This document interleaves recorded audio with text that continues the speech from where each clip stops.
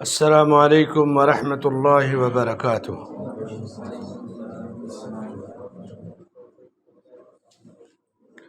الحمد للہ رب العالمین والعاقبۃ للمتقین والصلاة والسلام علی سید الانبیاء والمرسلین نبینا محمد وعلی آلہ وصحبہ اجمعین، اما بعد۔ یقول اللہ جل وعلا فی کتابہ الکریم فاسألوا اہل الذکر ان کنتم لا تعلمون۔ محترم دوستوں اور بھائیوں، عزیزوں اور بزرگوں، ماں اور بہنوں، اللہ کی توفیق سے آج بروز سنیچر 22 اکتوبر 2022 مطابق 25 ربیع الاول 1444 ہجری، شیخ الاسلام محمد بن عبد الوہاب رحمۃ اللہ علیہ کی مشہور کتاب الاصول الثلاثہ کے درس کی 5ویں مجلس میں ہم لوگ حاضر ہیں۔ تو آج ہماری گفتگو ہے ومعرفۃ الدین الاسلام بالادلہ، دلیل کے ساتھ، دلائل کے ساتھ اسلام کو پہچاننا۔ اسلام کیا ہے؟ ایک سوال ہے۔ یہ سوال کوئی نیا نہیں ہے۔ حدیث جبرائیل میں جب جبرائیل السلام نبی صلی اللہ علیہ وسلم کے پاس انسان کی شکل میں آئے تو 3 سوالات کیے نا، تو کہا یا محمد اخبرنی عن الاسلام، اے محمد صلی اللہ علیہ وسلم مجھے آپ اسلام کے بارے میں بتائیے۔ سوال جبرائیل نے کیا، جواب نبی صلی اللہ علیہ وسلم نے دیا۔ تو آپ صلی اللہ علیہ وسلم نے فرمایا کہ الاسلام ان تشہد ان لا الہ الا اللہ وان محمد رسول اللہ۔ اسلام یہ ہے کہ تم لا الہ الا اللہ محمد رسول اللہ کی گواہی دو، 5 وقت کی نماز قائم کرو، زکوٰۃ دو، رمضان کے روزے رکھو، اور طاقت ہے تو بیت اللہ کا حج کرو۔ ایسا نہیں کہ جبرائیل علیہ السلام نہیں جانتے تھے یا نبی صلی اللہ علیہ وسلم کا امتحان لینے آئے تھے۔ کیوں آئے تھے؟ اسی حدیث کے آخر میں، جیسے ایک سوال اسلام کے بارے میں، ایمان کے بارے میں، احسان کے بارے میں، بڑی مشہور حدیث ہے حدیث جبرائیل، یہ بخاری شریف کی پہلی حدیث ہے کہ پھر آپ نے جب جواب دے دیا کہ اسلام کیا ہے تو کہا اخبرنی عن الایمان، مجھے ایمان کے بارے میں بتائیے، ایمان کیا ہے؟ تو آپ نے کہا کہ تم اللہ پر ایمان رکھو، اللہ کے رسولوں پر، اس کی کتابوں پر، اس کے فرشتوں پر، اور مرنے کے بعد اٹھائے جانے پر، تقدیر کے برے اور بھلے ہونے پر۔ تیسرا سوال کیا تھا اخبرنی عن الاحسان، احسان کے بارے میں بتائیے۔ تو آپ صلی اللہ علیہ وسلم نے کہا کہ احسان یہ ہے کہ تم اللہ کی بندگی اس طرح کرو، یہ سمجھو کہ اللہ کو تم دیکھ رہے ہو، اور اگر تم اسے نہیں دیکھ رہے ہو، یہ چیز تمہارے تصور میں یا تمہارے دماغ بنے، تم کیسے اسے دیکھو گے؟ تو اتنا جان لو کہ وہ تمہیں ضرور دیکھ رہا ہے۔ پھر چوتھا سوال کیا کہ اخبرنی عن الساعہ، قیامت کے بارے میں بتائیے۔ تو آپ نے کہا کہ مل مسئول عنہا باعلم من السائل، اس کا جواب میں آپ سے زیادہ نہیں جانتا، جو پوچھ رہا ہے، پوچھنے والا اس سلسلے میں مجھ سے زیادہ جانتا ہے۔ یہ دیکھیں ادب نبی کا کہ جبرائیل سے کرے کہ آپ سے زیادہ مجھے اس کی معلومات نہیں ہے، اور یہی علم کا تقاضا ہے۔ پہلی وحی میں بھی آپ نے کہا تھا ما انا بقاری، یہاں دین سکھانے آئے تو بھی کہا کہ اس بارے میں آپ سے زیادہ نہیں جانتا۔ تو کہا اچھا کچھ اس کی نشانیاں بتا دو، فاخبرنی عن اماراتها، کوئی نشانیاں بتا دو۔ تو کہا کہ قیامت کی نشانیاں یہ ہے کہ بیٹیاں ماؤں پر حکومت کریں گی، بعض علماء نے لکھا کہ عورتوں کی حکومت قائم ہو جائے گی، عورتوں کی حکمرانی گھروں سے لے کر کے باہر تک ہوگی، اور اولاد نافرمان ہوگی، بھوکے ننگے پیر رہنے والے بکریوں کے چرواہے بلڈنگیں بنا پر فخر کریں گے۔ یہ سب قیامت کی نشانیاں ہیں۔ آپ ہر گھر میں رہتے ہیں، نیو بمبئی میں اچھی طرح سمجھ سکتے ہیں کہ 50 سال پہلے خود اس ایریے میں کھیتی باڑی ہوتی تھی، آدی واسی رہتے تھے، جھوپڑے میں رہتے تھے، اور آج ان کے پاس جب یہ ڈیولپ ہوا ایریا تو بلڈنگیں ان کے سامنے ہیں، کچھ بلڈنگوں کے مالک ہیں، کچھ کی زمینوں پہ بلڈنگیں ہیں، کچھ بیچ کر کے، بہرحال آپ اچھی طرح دیکھتے ہیں۔ تو یہ یہاں دیکھ رہے ہیں، خود مدینہ وغیرہ کے اندر، مدینہ طیبہ میں بھی جہاں نبی صلی اللہ علیہ وسلم نے یہ بات بیان فرمائی، بدوؤں کے پاس بکریاں ہوتی تھی، لیکن آج وہاں دولت آئی تو ان کے پاس بڑی بڑی بلڈنگیں ہیں۔ تو دنیا میں ہر جگہ یہ چیز ہے۔ تو قیامت کی نشانیاں، تو جب چلے گئے تو عمر رضی اللہ عنہ سے نبی صلی اللہ علیہ وسلم نے پوچھا کہ اتدری من السائل یا عمر، جانتے ہو یہ سوال کرنے والا کون تھا؟ کیونکہ کوئی پہچانتا نہیں تھا، انسانی شکل میں آئے تھے لیکن اجنبی شکل تھی۔ تو کہا کہ یہ جبرائیل علیہ السلام تھے، آئے تھے تاکہ تمہیں تمہارا دین سکھائیں۔ دین سکھانے کا ایک طریقہ یہ ہوتا ہے کہ آدمی نہیں جانتا خود پوچھتا ہے، دوسرا طریقہ یہ ہوتا ہے کہ جانتا ہے اور سوال اس لیے کرتا ہے کہ جو لوگ بیٹھے ہیں ان کو میرا سوال کا جب جواب ملے گا تو معلومات ہو جائے گی۔ بعض لوگوں کے پاس معلومات نہیں لیکن مارے شرم یا حیا کے پوچھتے نہیں، دوسرا کوئی ساتھی پوچھ دیتا ہے۔ بعض صحابہ کہتے ہیں کہ ہم نبی صلی اللہ علیہ وسلم کی مجلس میں تمنا کرتے کہ کوئی دیہاتی آئے بدو اور وہ بے دھڑک سوال کر دے، اس کے جواب سے ہمیں بھی معلومات مل جائے گی۔ تو یہ طریقہ ہوتا ہے سوال جواب کا، سکھانے کا۔ تو علم کی تعریف کی، اللہ کو پہچاننا، نبی کو پہچاننا، دین اسلام کو دلائل کے ساتھ پہچاننا، بالادلہ، ادلہ یہ دلیل کی جمع ہے، یعنی ساری دلیلوں کے ساتھ پہچاننا۔ دلیل کس کو کہتے ہیں؟ جیسے دلیل آپ انگلش میں پروف سمجھ لیجیے، جیسے کسی نے کوئی دعویٰ کر دیا، اب اگر اس کا پروف نہیں دے گا تو اس کے دعوے کی کوئی وزن اس کا نہیں رہے گا۔ تو اسلام میں کسی چیز پہ عمل کرنا ہے، کوئی نیکی کرنا ہے تو اس کا پروف ہونا چاہیے، پروف آسمان سے اترا ہوا ہونا چاہیے، قرآن یا نبی کا فرمان۔ دین اسلام میں یہی دو چیزیں دلیل ہیں۔ اللہ نے اپنے نبی کے بارے میں فرمایا کہ یہ لوگوں کو قرآن کے ذریعے دین سکھاتے ہیں، یا یہ قرآن لوگوں کو سچے راستے کی رہنمائی کرتا ہے۔ ان ھذا القرآن یہدی للتی ہے اقوم، ٹھوس اور سچے راستے کی رہنمائی کرتا ہے۔ علم کی تعریف میں ایک اصول اور ضابطہ جان لیں کہ علم کی تعریف، دین اسلام کا پہلا اصول علم حاصل کرنا، علم کی تعریف اللہ کو پہچاننا، نبی کو پہچاننا، اور دین اسلام کو دلیل کے ساتھ دلائل کے ساتھ پہچاننا۔ جب آدمی دلیل کے ساتھ پہچانے گا دین کو تو اندھی تقلید کی جڑیں ختم ہو جائیں گی۔ اندھی تقلید سمجھتے ہیں نا، کہ آپ کسی بھی عالم سے آیت یا حدیث یا سلف کے اقوال کے بجائے بولے ہمارے پیر صاحب نے جو کہہ دیا نا وہی دین ہے، تو پھر یہاں سے گمراہی شروع ہو جاتی ہے۔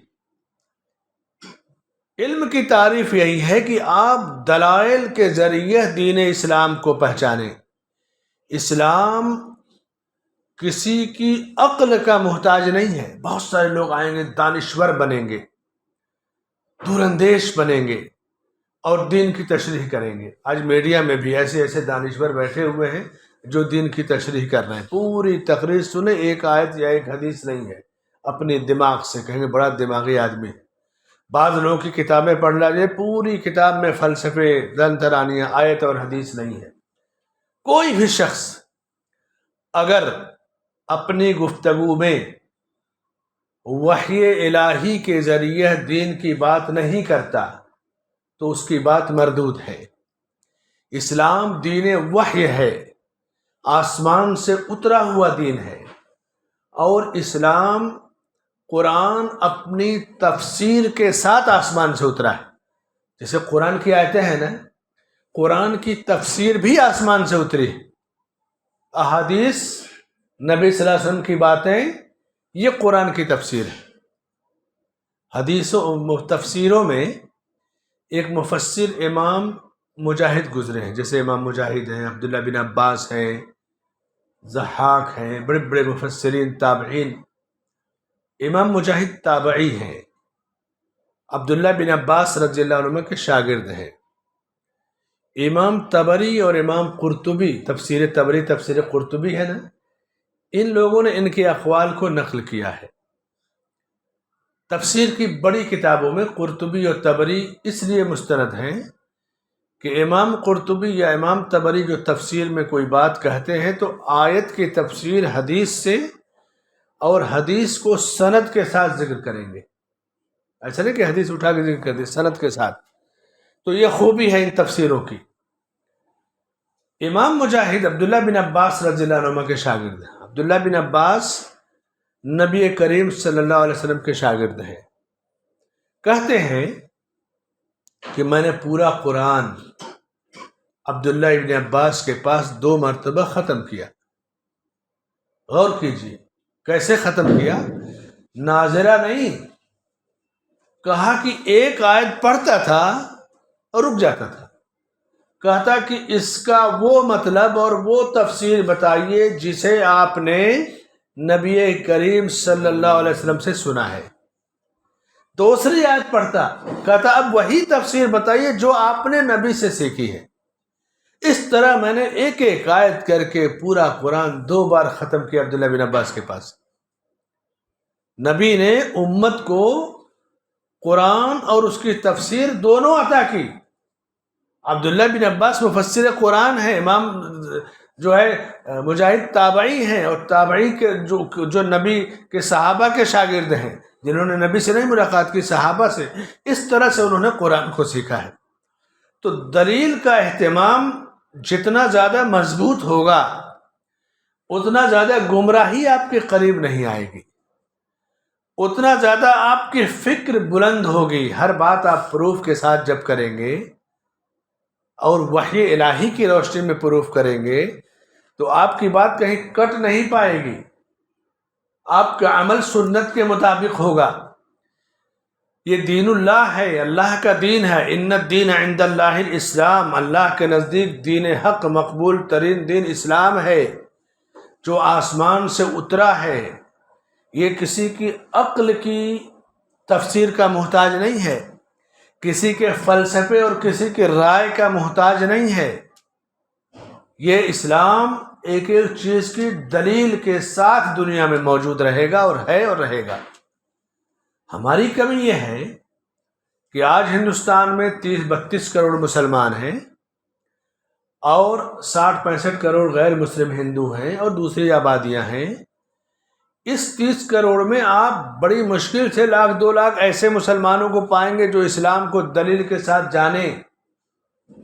مسلمان اسلام کا نمائندہ ہوتا ہے، کیا ایسے نمائندے ملیں گے جو غیر مسلم کے سامنے کھڑے ہو کر دلیل سے گفتگو کر سکے؟ آج مسلمان خود نہیں جانتا کہ اسلام کیا ہے۔ اسلام کی دلیلیں ہمارے گھروں میں نہیں ہیں، بس باپ دادا سے بس ہم خاندانی مسلمان ہیں، کچھ رسم و رواج کو پکڑ لیا، بس ہم مسلمان ہیں۔ کتنے لوگ ارے بس باپ دادا سے کر رہے ہیں، ہمیں تو نہیں پتا، علماء کو پتا ہے۔ علماء کی بھی ایک بڑی تعداد جو پڑھتی لکھتی نہیں ہے، صرف ڈگری ہولڈر ہے، تو وہ بھی دلیلوں کو نہیں جانتے۔ ڈگری ہولڈر سے آدمی عالم نہیں بنتا جب تک کہ پڑھے لکھے نہ، اس میں اپنے وقت کو نہ گزارے۔ تو دلائل کے ساتھ دین اسلام کو پہچاننا، دلائل جتنے مضبوط ہوں گے اتنا زیادہ اسلام کی نمائندگی قوی اور پختہ ہوگی۔ نبی صلی اللہ علیہ وسلم دلیل کے ساتھ دین کی باتیں کرتے، صحابہ دلائل کے ساتھ گفتگو کرتے، تابعین دلیل کے ساتھ گفتگو کرتے، ہر معاملے میں دلیل ہوتی تھی۔ اور جب ہم دلیل سے دین کو سیکھیں گے تو یہ مسلکی گروہ بندی ختم ہو جائے گی۔ قرآن، سنت، سلف صالحین کا طریقہ، تو سلف صالحین نے اپنی طرف سے کچھ نہیں کیا ہے، انہوں نے تو بس دلیل کو عمل کر کے دکھا دیا، بھائی یہ اس طرح سے ہے۔ اللہ کے نبی صلی اللہ علیہ وسلم نے دین کو بتایا، عمل کر کے دکھایا، پریکٹیکلی دکھایا. کبھی وضو کا پانی لے کر کے صحابہ کے سامنے وضو کر کے بتاتے تھے، تیمم کر کے بتاتے تھے. بعد میں صحابہ کرام بھی نبی صلی اللہ علیہ وسلم کی وفات کے بعد جو ان کے بعد لوگ تھے ان کے سامنے وضو کر کے بتاتے. جیسے بخاری میں عثمان بن عفان رضی اللہ عنہ کی مشہور حدیث ہے کہ آؤ میں تمہیں نبی صلی اللہ علیہ وسلم کا وضو کر کے دکھاتا ہوں. تو دین اسلام کو دلیل سے پہچاننے کا نام علم ہے. کتنے مسلمانوں کے پاس یہ علم ہے؟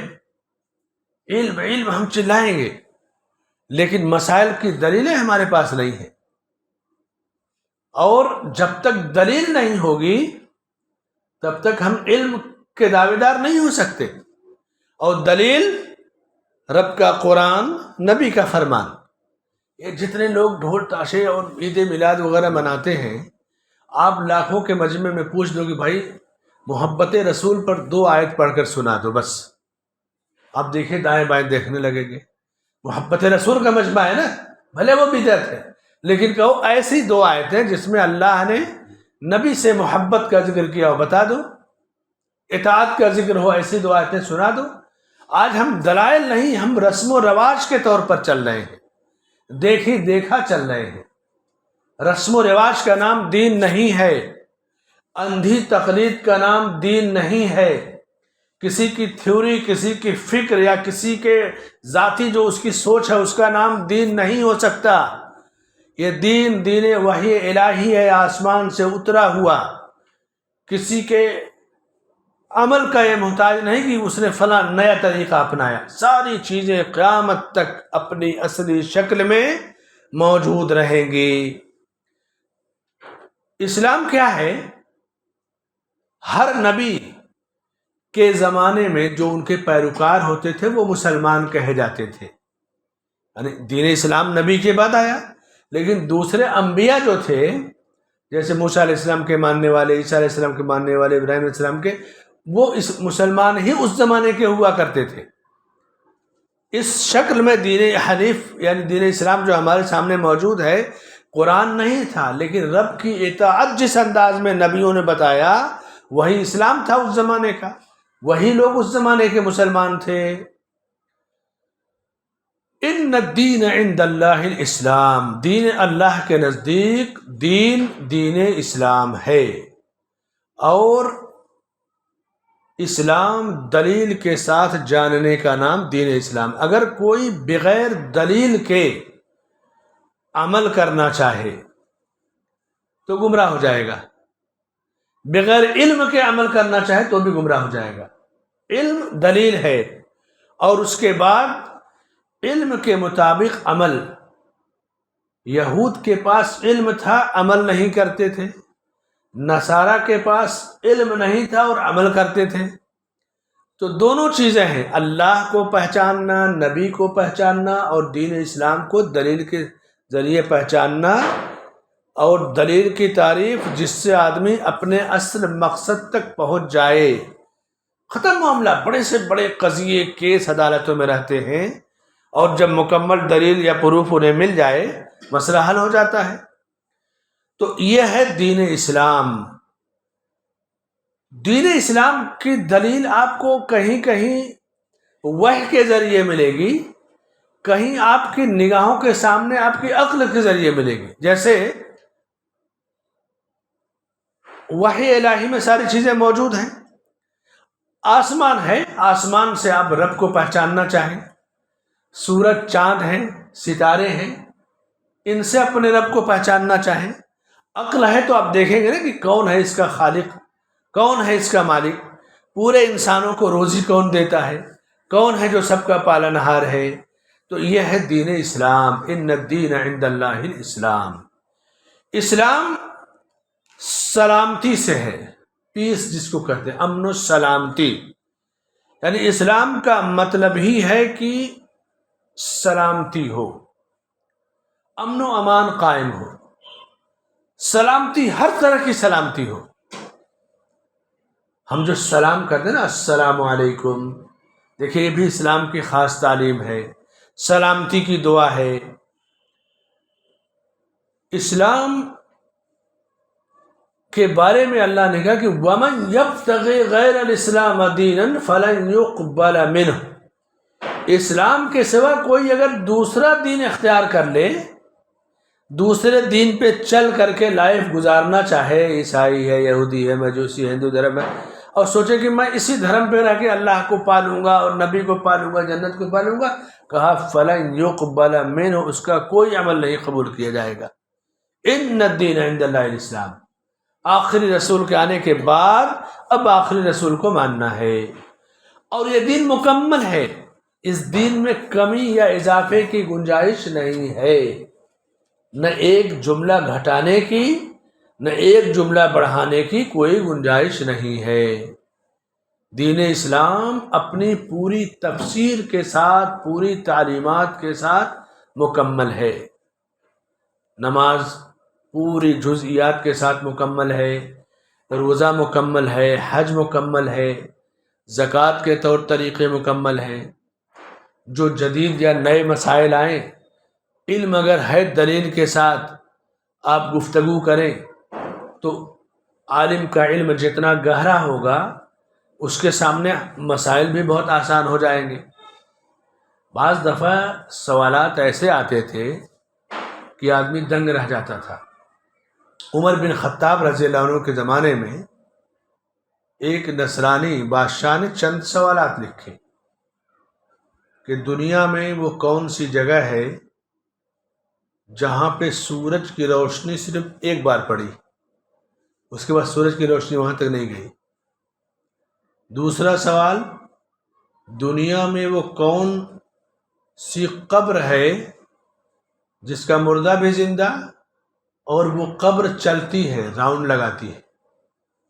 تیسرا سوال، دنیا میں وہ کون سے دو بھائی تھے جو جڑواں تھے، ایک ہی دن پیدا ہوئے اور ایک ہی دن مر گئے، لیکن دونوں کی عمروں میں 100 سال کا فرق تھا۔ سوال ہے کہ نہیں پیچیدہ؟ عمر رضی اللہ عنہ کے زمانے میں سوال آیا، آپ نے حضرت عبداللہ بن عباس رضی اللہ عنہ کو بلایا، کہا دیکھو یہ سوال ہے، اس کا جواب لکھو۔ لکھ دیا جواب، بھیج دیا۔ دنیا میں وہ کون سی جگہ ہے، علم کی اگر جڑیں مضبوط ہیں نا تو جدید پیچیدہ مسائل پر بھی اللہ راستہ کھول دیتا ہے۔ دنیا میں وہ جگہ، کہا کہ جب موسیٰ علیہ السلام کا فرعون نے پیچھا کیا، سامنے دریا ہے، پیچھے فرعون کا لشکر ہے، گھبرا گئے تھے بنو اسرائیل، تو اللہ نے کہا کہ اپنی لاٹھی کو پتھر پر مارو، اور پھر 12 راستے پھوٹ پڑے اور دریا کا پانی رک گیا دونوں طرف، بیچ میں خشک ہو گیا دریا، اور یہ لوگ بڑی آسانی کے ساتھ دریا پار کر گئے۔ یہ دریا، یہ ندی نہیں تھی، اتنا چوڑا تھی، وہ دریا قلزم میں دریا ہے وہاں پہ، زیادہ 200-250 میٹر یا جو بھی ہو۔ اور اس کے بعد جب فرعون آیا، فرعون نے کہا دیکھو میرے حکم سے راستے بن گئے دریا میں، کہا چلو، بیچ میں گیا، اللہ نے حکم دیا، دریا کے پانی کو پانی میں مل گیا اور وہ ڈوب کر کے مر گیا۔ تو بس وہ ایک صبح تھی، ایک وقت تھا کہ پانی دونوں طرف ٹھہر گیا، بیچ میں سوکھ گیا اور وہاں سے لوگ گزر گئے۔ اس کے بعد پھر وہ دریا جیسا کا تیسا ہے دریا، پانی نہیں سوکھا۔ سوال کا جواب ہو گیا۔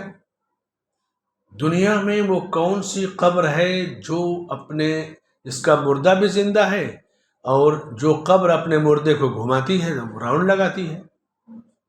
کہا یہ یونس علیہ السلام جب سمندر میں ڈالے گئے تو مچھلی کے پیٹ میں چلے گئے، تو مچھلی کا پیٹ ان کے لیے قبر ہے، مچھلی راؤنڈ لگا رہی ہے سمندر میں، یونس علیہ السلام اس میں زندہ ہے۔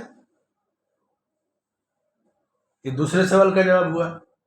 تیسرا سوال، 2 جڑواں بھائی جو ایک ہی دن پیدا ہوئے، ایک ہی دن مرے، دونوں کی عمروں میں 100 سال کا فرق تھا۔ عزیر علیہ السلام 2 بھائی تھے، دونوں ایک ہی دن پیدا ہوئے۔ ایک بھائی کو اللہ نے موت دے دیا اور 100 سال کے بعد ان کو دوبارہ زندہ کیا، اور پھر دونوں کو ایک دن موت دیا، تو دونوں کی ایک دن پیدائش، ایک دن موت، اور 100 سال عمر کا فرق ہو گیا۔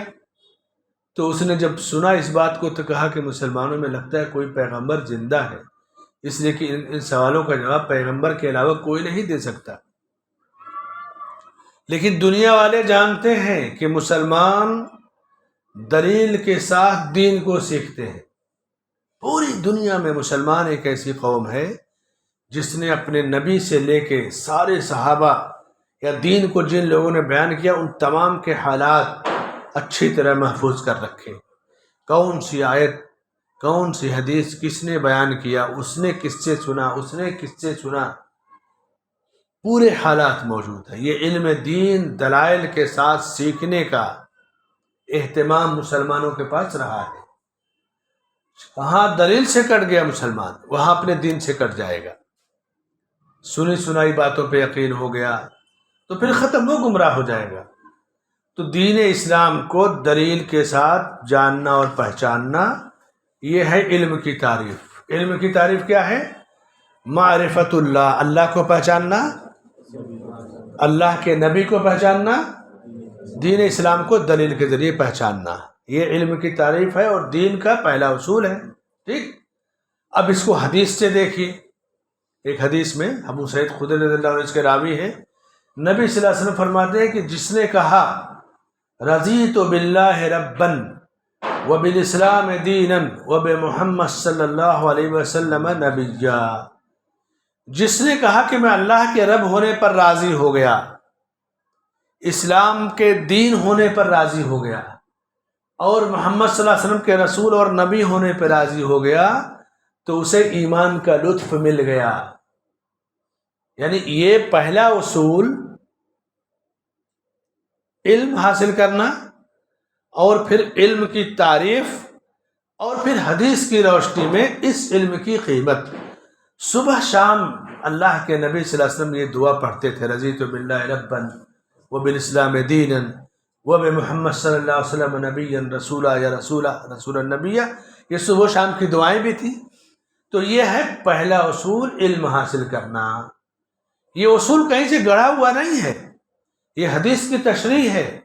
یہ اصول حدیث کی ترجمانی کرتے ہیں، لوگوں کو سمجھانے کے لیے قسموں میں تقسیم کر کے کہ اس طرح لوگوں کے دماغ میں چیزیں بیٹھ جائیں۔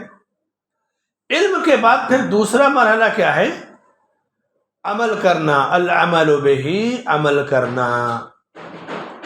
اس لیے کہ جس کے پاس علم ہے اور عمل نہیں ہے وہ جاہل سے بھی بدتر ہے۔ علم ہے اور عمل نہیں ہے تو جاہل سے بھی بدتر ہے، اور علم ہے اور عمل نہیں ہے، بے عمل اگر انسان ہے تو وہ جو حدیث ہے جس میں نبی صلی اللہ علیہ وسلم فرماتے ہیں کہ جہنم سب سے پہلے 3 قسم کے لوگوں سے سلگائی جائے گی، یعنی سب سے پہلا ایندھن جہنم میں 3 آدمی بنیں گے۔ عالم جو علم رکھنے والا ہو مگر علم کے مطابق عمل نہ کرتا ہو، مجاہد جو اللہ کی راہ میں گردن کٹا دیتا ہو لیکن دکھاوا اور شہرت کی خاطر، اور نمبر 3 اللہ کی راہ میں صدقہ و خیرات کرنے والا، نیت خالص نہ ہو، شہرت مقصود ہو۔ پوری حدیث تفصیل کہ اللہ تعالیٰ میدان محشر میں پہلے اس عالم کو بلائے گا اور اس سے پوچھے گا کہ میں نے تمہیں دین کا علم دیا تو تم نے اس پر کیا کیا؟ اس کا کہے گا کہ میں نے اس پر عمل کیا، سکھایا، تعلیم دی۔ اللہ کہے گا تم جھوٹ بولتے ہو، تم نے ایسا اس لیے کیا کہ تمہارا نام ہو، شہرت ہو، تمہاری شہرت ہو گئی، دنیا پا گئے، اب کہا جائے گا اس کو اٹھا کے جہنم میں ڈال دو۔ یعنی بلندی پہ اگر آدمی پہنچ گیا، نیت گڑبڑ ہے تو تباہی بھی اتنی ہی خطرناک ہے۔ کوئی بھی بلندی ہو، دنیا میں بلندی پہ پہنچنے والے، ای ڈی ہمارے اور آپ کے گھر میں نہیں آتی، کس کے گھر میں آتی ہے؟ جو 200-400 اور 10-20 2-4 ہزار کروڑ کا مالک ہوتا ہے، کرسیوں پہ بیٹھنے والے ہیں۔ پھانسی عام آدمی کو نہیں لگتی، پھانسی جو منسٹر ہو، ملک کا وزیر ہو، بڑے بڑے لوگوں کو پھانسیاں لگتی ہیں، کیونکہ جو جتنی بلندی پر پہنچتا ہے اس کی خیانت، اس کا جرم بھی اتنا ہی بڑا ہوتا ہے۔ علم ایک بہت بلند چیز ہے، بہت بڑی ذمہ داری ہے۔ اگر عمل نہیں ہے، دکھاوا ہے، ریاکاری ہے، تو یہ چیز جہنم میں لے کے چلی جائے گی۔ لیکن عمل ہے، نیت خالص ہے، تو یہ چیز نبی اور صدیق کے ساتھ آپ کو رکھے گی۔ سوچئے، نعمت ہے، نعمت کا صحیح استعمال کہاں پہنچاتا ہے، غلط استعمال کہاں پہنچاتا ہے۔ مال و دولت کسی کو اللہ نے دیا، اس سے پوچھا جائے گا مالدار آدمی سے کہ تجھ کو میں نے مال دیا، تم نے کیا اس کا استعمال کیا؟ کہے گا اللہ میں دن رات خرچ کرتا تھا، صدقہ دیتا تھا، یہ کیا وہ کیا، گنائے گا اپنے کاموں کو۔ اللہ تعالیٰ کہے گا تم جھوٹ بولتے ہو، تم نے ایسا اس لیے کیا کہ تمہارا نام ہو، ایڈورٹائز ہو جائے کہ فلاں بہت دانی ہے، فلاں بہت دینے والا ہے، تو نام کے لیے کیا، نام مل گیا۔ اب اس کو کہا جائے گا کہ اس کو اٹھا کے جہنم میں ڈال دو۔ مجاہد آدمی جو اپنی گردن کٹوا دے، کہا گیا اس سے پوچھا جائے گا کہ تم نے طاقت و قوت کا کیا استعمال کیا؟ تو وہ کہے گا کہ میرے رب تیری راہ میں لڑتا تھا، لڑتے لڑتے شہید ہو گیا۔ اللہ تعالیٰ کہے گا تم جھوٹے ہو، تم نے ایسا اس لیے کیا تاکہ لوگ کہیں فلاں بڑا بہادر ہے، بہت طاقتور ہے۔ فقط قیل، دنیا میں جو چاہتے تھے پا گئے۔ کہا جائے گا اسے بھی جہنم میں ڈال دو۔ تو علم کا تقاضا عمل ہے، اور بے عملی اگر ہے تو انسان کو بہت خطرناک نتیجے پر پہنچائے گی۔ عمل جو ہے یہ علم کا رزلٹ ہوتا ہے۔ جیسے درخت لگاتے ہیں، درخت سے آپ کو پھل اگر نہیں ملا تو کچھ فائدہ ہے اس درخت کا؟ تو آپ خود پڑھیں یا بچوں کو پڑھائیں، اگر عمل نہیں ہے تو وہ بغیر پھل کے وہ درخت ہے۔ اور جس نے بغیر علم کے عمل کیا اس کو نصارہ اور عیسائیوں سے تشبیہ دی گئی کہ بغیر علم کے جو کچھ سن لیا عمل کرتے تھے۔ اور آج اس امت میں جتنی بدعتیں ہیں، رسم و رواج کے جو طور طریقے ہیں، آپ اس کی گہرائی میں جائیں گے تو نصرانیوں سے، عیسائیوں سے بہت ساری چیزیں ملیں گی۔ جیسے برتھ ڈے ہے، عید میلاد ہے، فلاں ڈے ہے، پتہ نہیں کتنے ڈے ہیں، آپ گنتے رہ جائیے۔ یہ سب چیزیں، ابھی تو ٹیچرس ڈے، مدرس ڈے، فادرس ڈے، ساری چیزیں آ گئی۔ یہ کیوں ایسا کرتے ہیں لوگ؟ ان کے ہاں والدین کی اطاعت ان کے دین میں نہیں ہے، استاد کا احترام نہیں ہے، تو سوچتے ہیں کہ لاؤ ایک دن ان کے نام پر ڈے منا کر کے پورا کر لو۔ جبکہ اسلام میں استاد کا احترام ہمیشہ ہے، والدین کا احترام ہمیشہ کے لیے ہے، نبی کا احترام ہمیشہ کے لیے ہے۔ وہ ڈے منانے کی ضرورت نہیں ہے۔ ڈے تو وہ مناتا ہے جس کے ڈیلی کے عمل میں وہ چیز شامل نہیں ہے، تو ایک دن منا کر کے سوچتا ہے چھٹی لے لے۔ برتھ ڈے مناتے ہیں بچے کا، کیا ضرورت ہے اس کی؟ آپ کا بچہ اللہ کی نعمت ہے، ہر دن اس کا مبارک ہے آپ کے لیے، تو ایک دن کو خاص کرنے کی کیا ضرورت ہے؟ وہ سارے دن ویسے ہی ہیں، ایک ہی دن کے لیے وہ ہے۔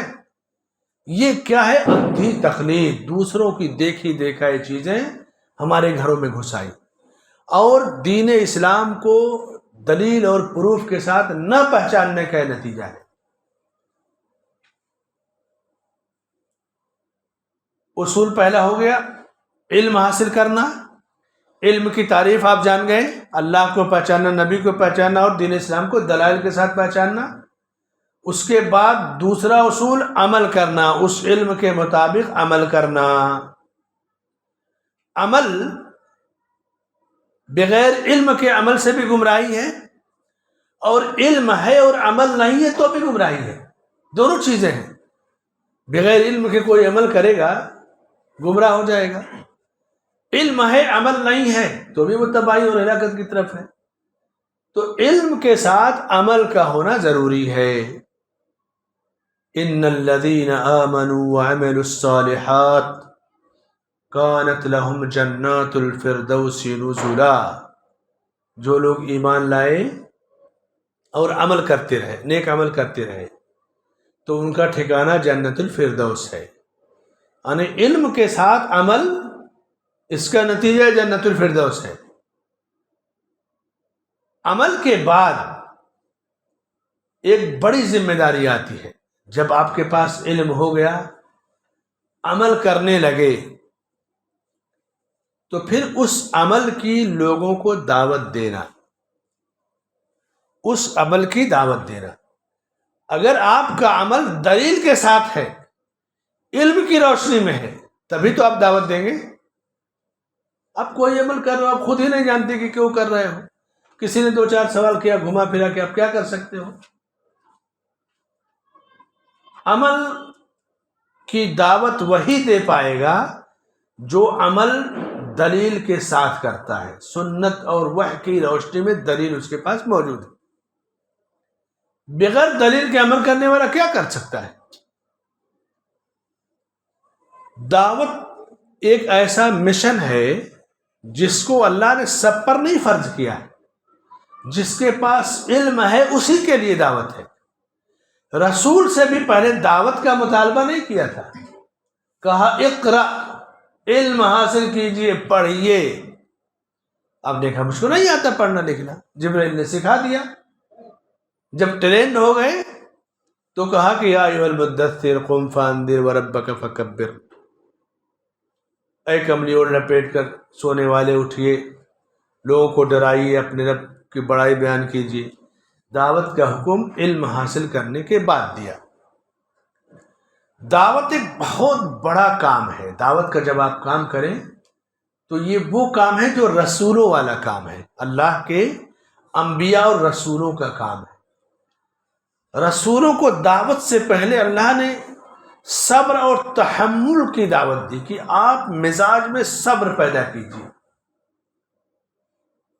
یا ایھا المدثر قم فانذر وربک فکبر وثیابک فطہر والرجز فہجر ولا تمنن تستکثر ولربک فاصبر. اپنے رب کے لیے صبر سے کام لیجیے. صبر کب آئے گا آدمی کو؟ صبر کے لیے دیکھیں ٹریننگ صبر کی. وعلیکم السلام. یا ایھا المزمل قم اللیل الا قلیلا، اے کمری اور لپیٹ کر سونے والے، رات کو تھوڑا سا قیام کیجیے. رات کو جب پیاری نیند ہوتی ہے، فجر سے 1-2 گھنٹہ پہلے تہجد کا وقت، آپ اس نیند کو چھوڑ دیجیے اور اس کے بعد وضو کر کے رب کی بارگاہ میں آپ عبادت کیجیے. دیکھیے یہ ہے صبر کی ٹریننگ. یعنی تہجد گزاری، قیام اللیل، جس کے اندر رب سے جڑے رہنے کی جتنی زیادہ قوت ہوگی، طاقت ہوگی، وہ اتنی ہی پابندی سے دین کی دعوت کا کام کر لے جائے گا.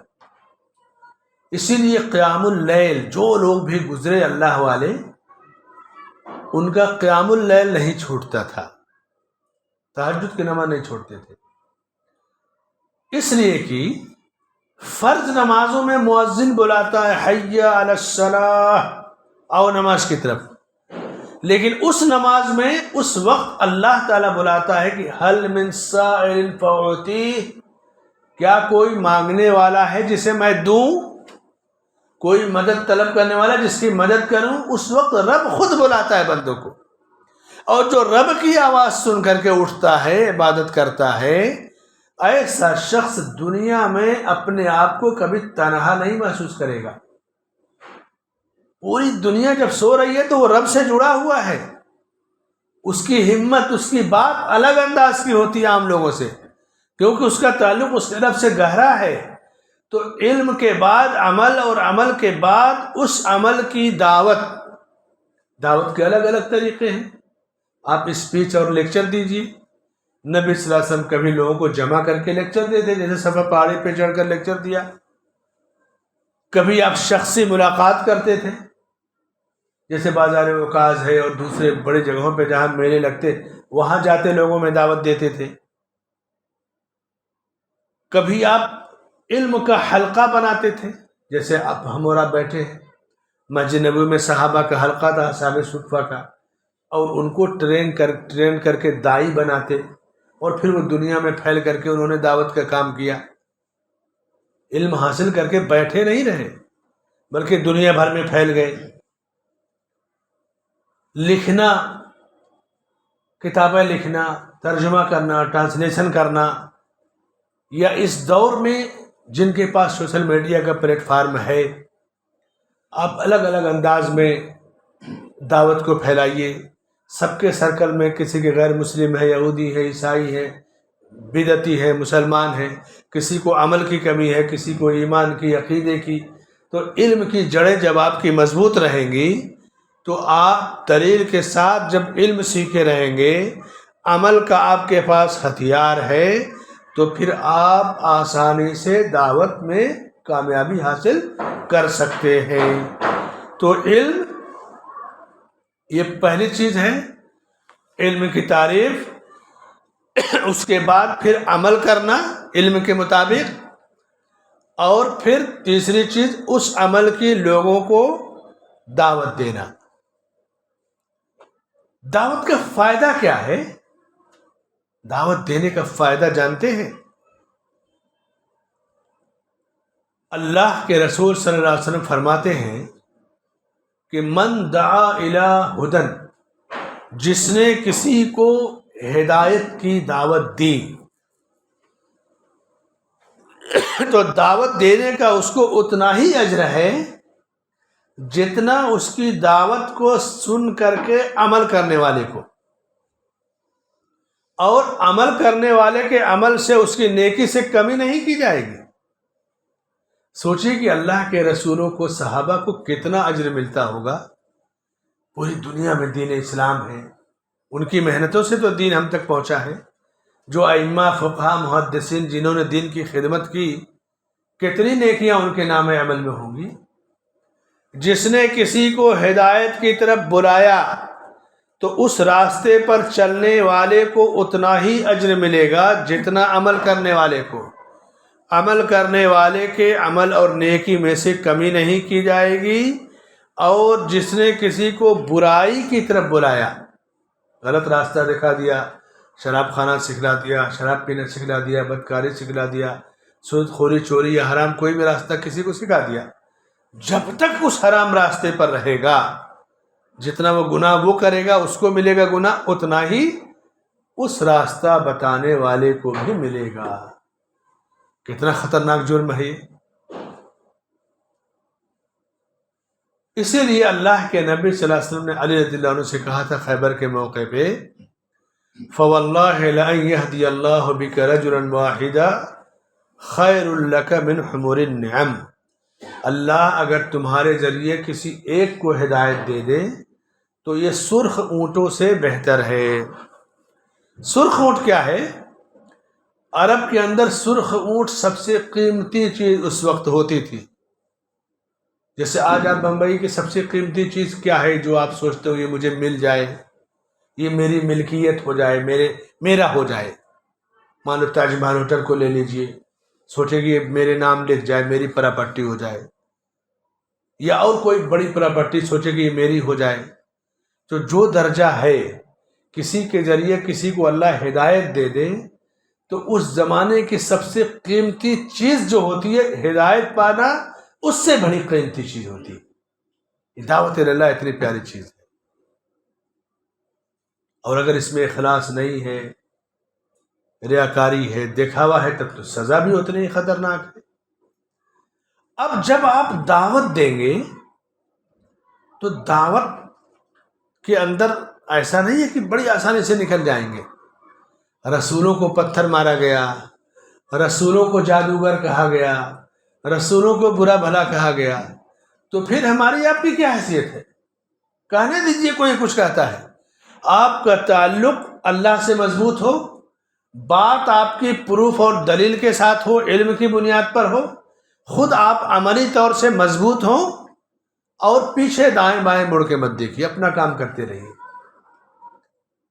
دعوت کی راہ میں آنے والی مشکلات پر صبر کرنا،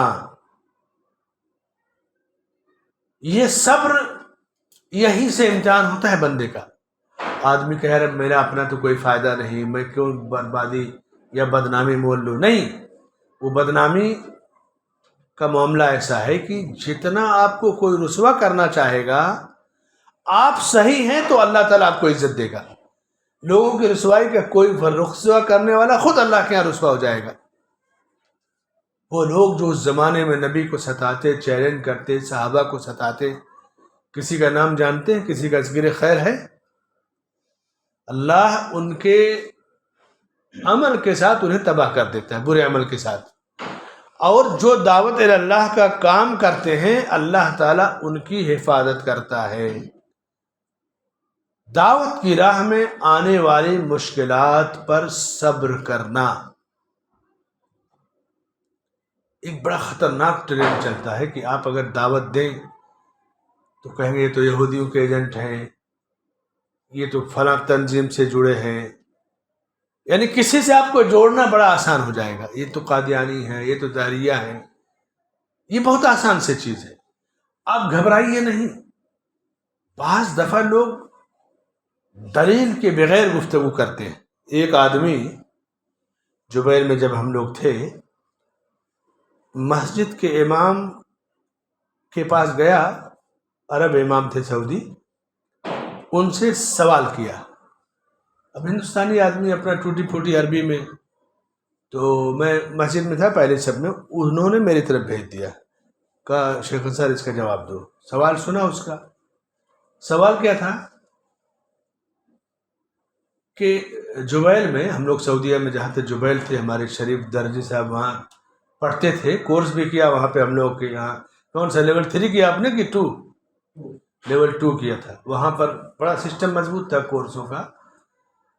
وہاں مسجدوں میں اردو میں ہم لوگ خطبہ دیتے، جیسے یہاں ہر گھر میں ہوتا ہے نا خطبہ عربی میں لیکن واضح و نصیحت اردو میں۔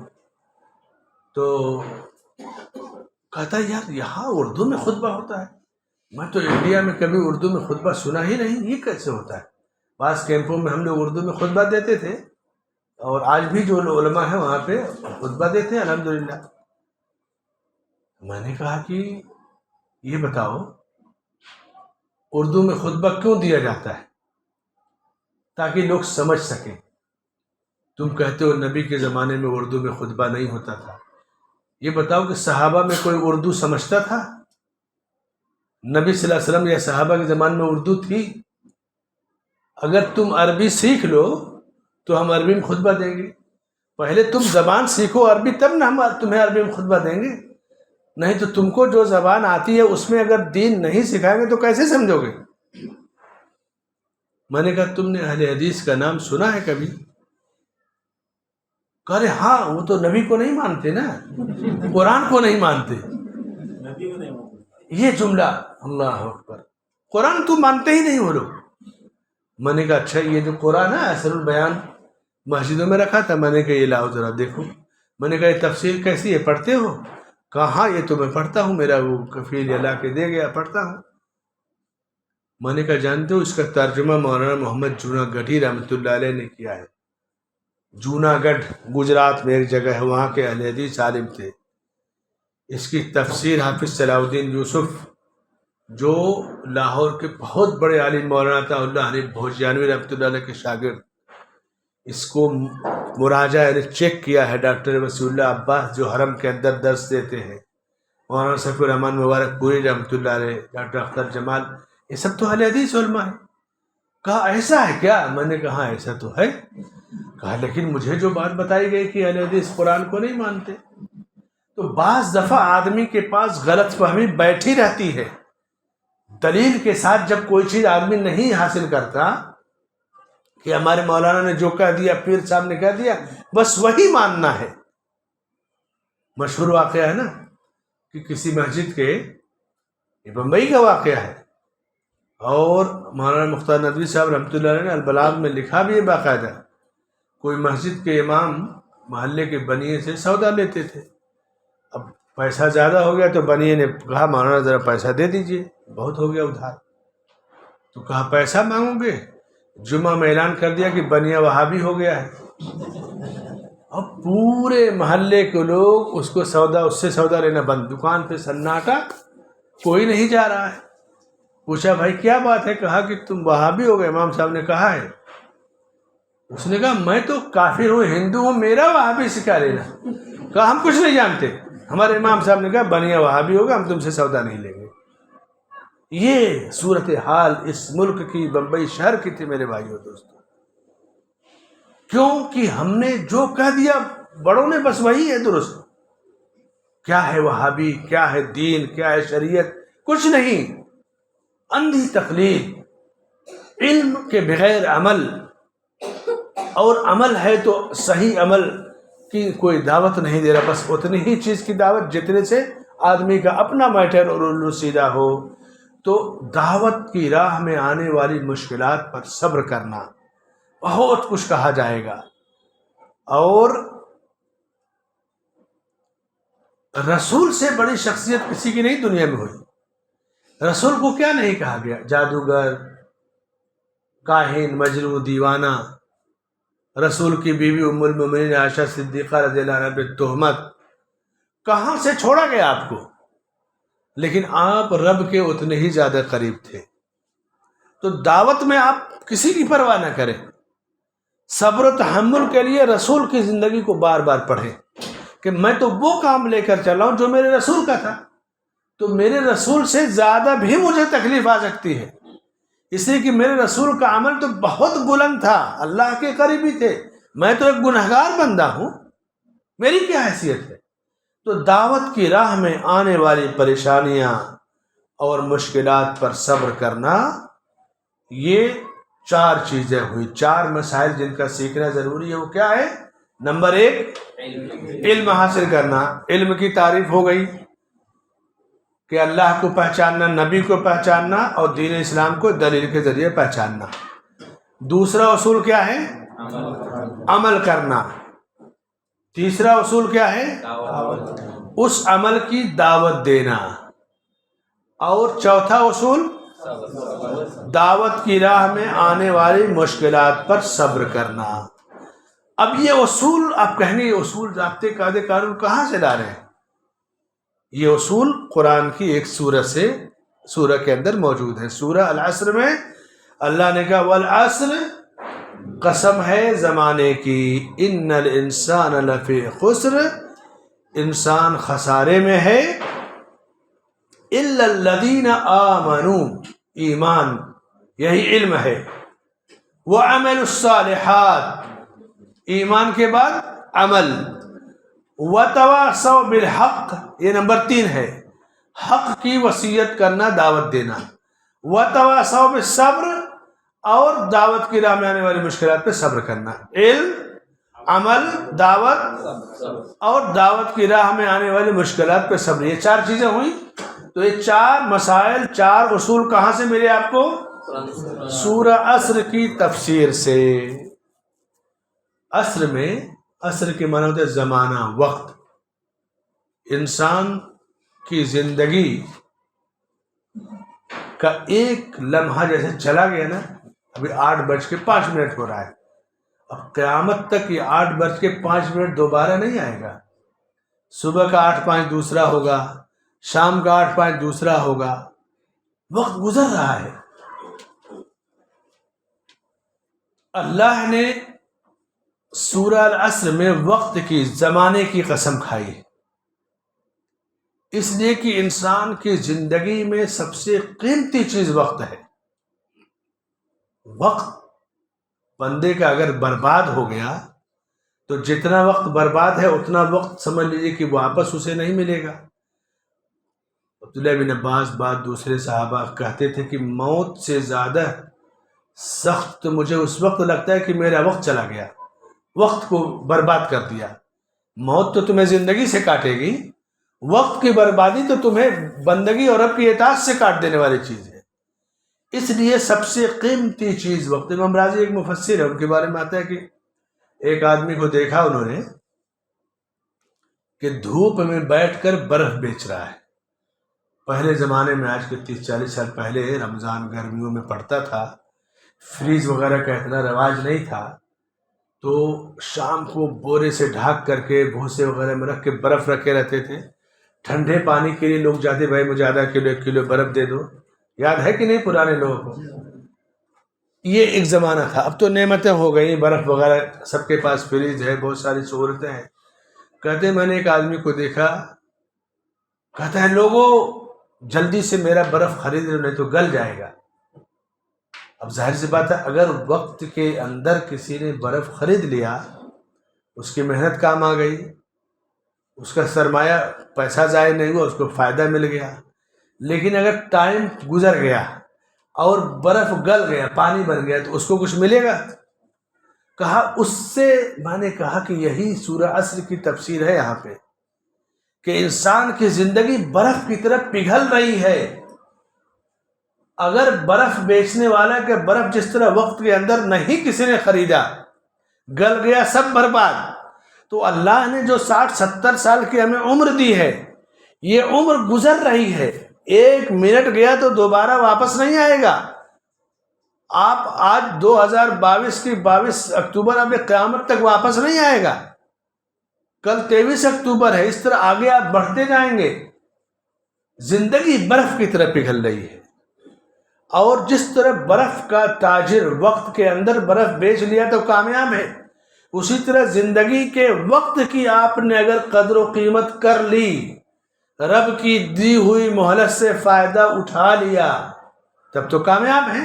ورنہ ان الانسان لفی خسر، ہر انسان خسارے اور نقصان میں ہے، الا الذین آمنوا وعملوا الصالحات وتواصوا بالحق وتواصوا بالصبر، وہ لوگ جو ایمان لائے، نیک عمل کرتے رہے اور صبر کی اور حق کی وصیت کرتے رہے، وہ خسارے اور نقصان میں نہیں ہے۔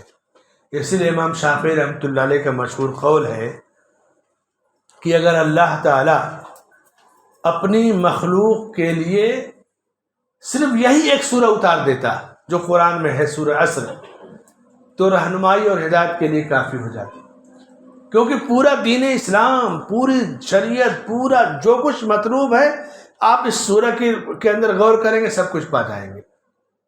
اس لیے علم کو دلیلوں کے ساتھ سیکھنا، جاننا، امام بخاری رحمۃ اللہ علیہ کہتے تھے باب العلم قبل القول والعمل، کہنے اور کرنے سے پہلے علم حاصل کرنا۔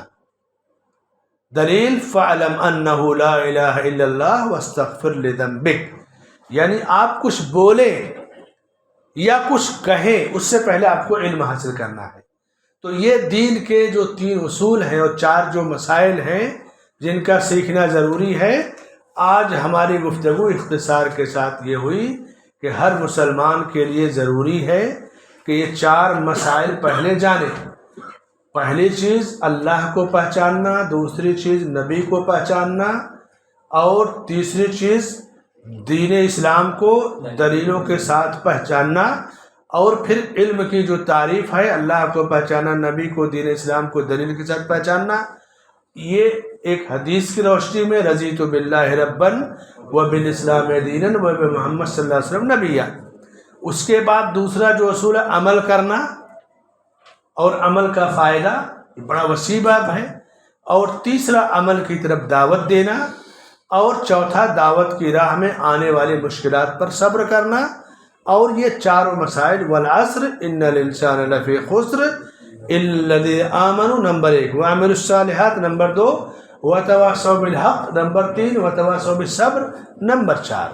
یعنی ایک حدیث کی روشنی میں آپ نے علم کو سمجھا، علم کی تعریف، رضیت باللہ ربًا وبالاسلام دینا وبمحمد صلی اللہ علیہ وسلم نبیًا، اور پھر آیت اور اس سورہ کی روشنی میں جو اصول ہیں کہ ایمان، علم، عمل، عمل کی دعوت، دعوت کی راہ میں آنے والی مشکلات پر صبر، یہ ہوئی سورہ العصر کی مختصر سی تفسیر، یا اس کی روشنی میں یہ واقعات اور یہ قیمتی باتیں۔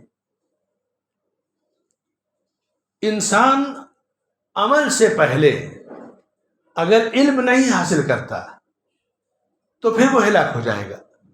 صحابہ بغیر علم کے عمل نہیں حاصل کر، لیکن علم آ گیا فوراً عمل کی طرف جاتے تھے۔ علم خزانے کا نام نہیں ہے، علم ڈگریوں کا نام نہیں ہے۔ ڈگریاں انسان کو ملازمت دلا دیں گی، کوئی فائدہ دنیاوی پہنچا دیں گی، لیکن انسان کا وہ علم جو اس کے عمل سے جڑا ہے، آخرت میں یہ علم اس کو فائدہ دے گا، عمل والا علم۔ ڈگریوں والا علم اس کو ملازمت دلا سکتا ہے، ڈگریاں جو جو کام ہوتا ہے وہ کام کرا سکتی ہے۔ اب آج کی گفتگو اسی پر ختم کی جا رہی ہے، ٹھیک ہے؟ اب اس کے بعد اصول ثلاثہ کے مزید گفتگو آگے ہوگی انشاءاللہ۔ 2 چیزیں آج ذہن میں رکھ لیجیے اچھی طرح سے، علم کی تعریف، حدیث کی روشنی میں جواب، اور پھر 4 جو مسائل ہیں، چاروں مسائل پھر قرآن کی آیت کی روشنی میں، سورہ العصر کی روشنی میں ان مسائل کی دلیل، اور پھر اس کی تفسیر جہاں جیسی مطلوب ہے آدمی اس کو سیکھے۔ اللہ سے دعا ہے کہ اللہ تعالی ہمیں علم نافع عطا فرمائے، عمل صالح کی توفیق عطا فرمائے، آمین۔ وصلی اللہ علی نبینا محمد وعلی آلہ وصحبہ اجمعین۔